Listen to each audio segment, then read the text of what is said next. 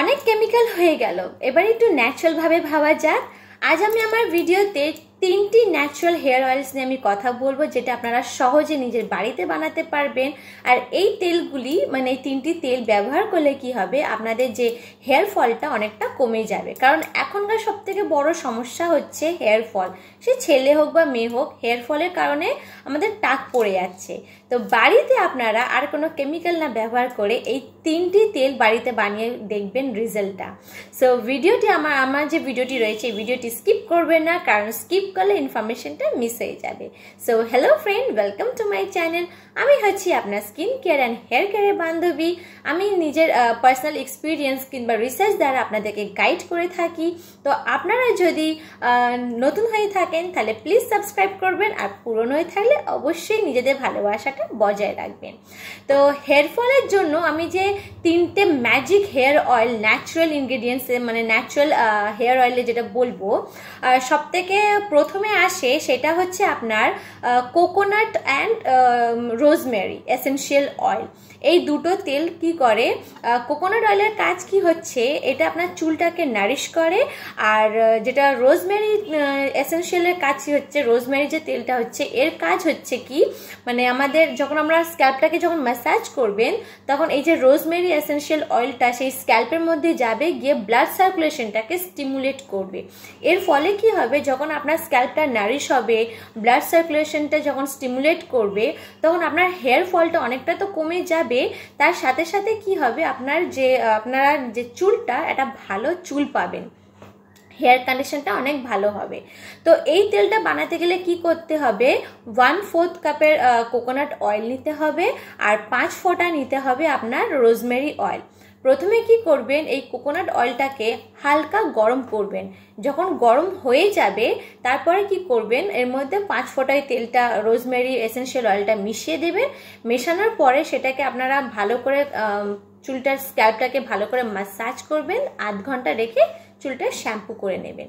তো এই তেলটা সবাই লাগাতে পারে, যাদের যাদের হেয়ারটা oily hair, dry hair, normal hair, সবাই এই তেলটা ব্যবহার করতে পারবেন। কিন্তু যাদের চুলটা রয়েছে ড্রাই স্ক্যাল্প, যাদের রয়েছে ড্রাই হেয়ার, যাদের রয়েছে তাদের জন্য রয়েছে castor oil and lavender essential oil. Castor অয়েলের মধ্যে যে ফ্যাটি অ্যাসিডগুলো থাকে, এর ফলে কি করে, যে হেয়ার ফলিকলসগুলো থাকে সেই হেয়ার ফলিকলসগুলোকে শক্ত করে। আর ল্যাভেন্ডার কি করে, মানে স্ক্যাল্পে যে ইরিটেশনগুলো হয় সেটাকে সুথ করে, ঠিক করে, আর একটা রিল্যাক্সেশনকে প্রমোট করে। মানে একটা ম্যাসাজ করলে আপনি নিজের মাইন্ডটাকে একটু রিল্যাক্স ফিল করবেন। তো এটা কি করতে হবে, এই দুটো তেলটাকে ভালোভাবে মেশাতে হবে। করতে কি হবে, 1 চামচ ক্যাস্টর অয়েল নেবেন অ্যান্ড 3 ফোঁটা নেবেন আপনারা এই ল্যাভেন্ডার এসেনশিয়াল অয়েল। এরা দুটো তেলটাকে ভালোভাবে মেশানোর পরে নিজের স্ক্যাল্পে ভালোভাবে ম্যাসাজ করে সেটা আধ ঘন্টা রেখে শ্যাম্পু দিয়ে ধুয়ে ফেলবেন। তারপরে যাদের হেয়ারটা অয়েলি হেয়ার রয়েছে তারা কি করবেন, তাদের জন্য রয়েছে almond oil and tea tree essential oil. Almond oil আমরা সবাই জানি যে এই তেলটি খুব লাইট ওয়েট তেল হয়। আর এই লাইট ওয়েটের কারণে কি হয়, যাদের হেয়ারটা অয়েলি হেয়ার রয়েছে তাদের জন্য এই আমন্ড অয়েলটা খুবই সুইটেবল রয়েছে।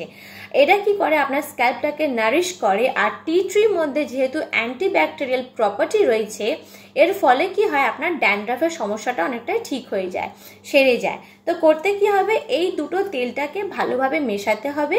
মেশানোর পরে সেটাকে আপনারা ভালোভাবে মাথায় স্ক্যাল্পটাকে আপনারা করবেন, ম্যাসাজ করবেন। ম্যাসাজ করার পরে এটাকে আপনারা আধ ঘন্টা রেখে আপনারা ধুয়ে ফেলবেন। করতে কি হবে, এর মধ্যে ধরুন 1 চামচ আমন্ড অয়েল নেবেন, আর টি ট্রি এসেনশিয়াল অয়েল এমনি আপনারা 5 ফোঁটা মতো নিয়ে নেবেন, নিয়ে এটাকে ভালো করে মিশিয়ে নেবেন।